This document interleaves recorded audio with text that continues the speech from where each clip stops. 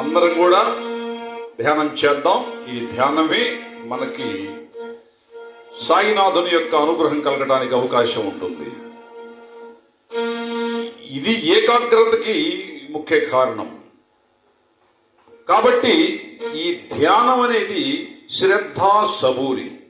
ఎవరైతే చక్కగా చేసుకుంటారో వాళ్ళకి మంచి ఫలితం ఉంటుంది.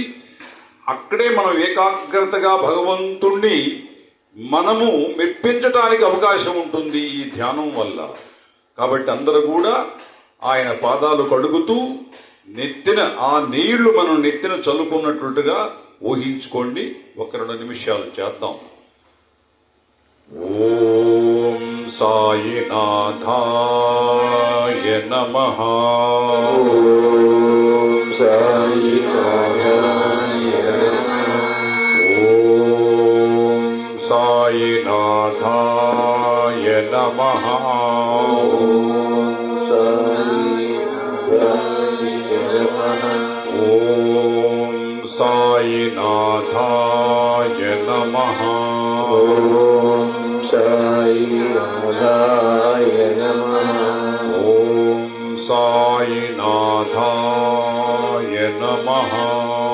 ఓం సాయినాథాయ నమః. ఓం సాయినాథాయ నమః.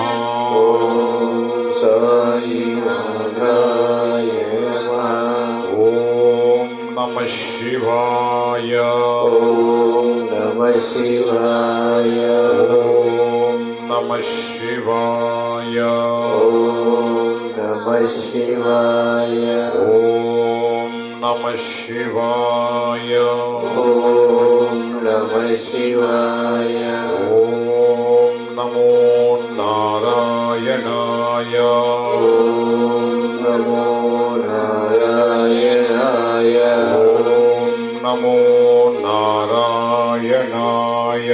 ఓం నమో నారాయణాయ. ఓం నమో నారాయణాయ. ఓం నమో నారాయణాయ. ఓం సాయినాథాయ నమః. ఓం సాయినాథాయ నమః. ఓం సాయినాథాయ నమః. ఓం సాయినాథాయ నమః. సచ్చిదానంద సద్గురు సాయినాథ్ మహారాజ్ కి ఆదేశం. పుడుతూ